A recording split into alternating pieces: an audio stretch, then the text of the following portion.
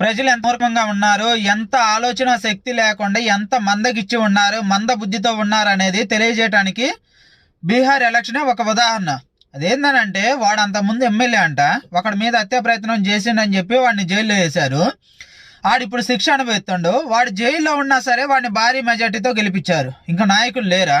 కొత్త తరం నాయకులు ఎవరూ లేరా?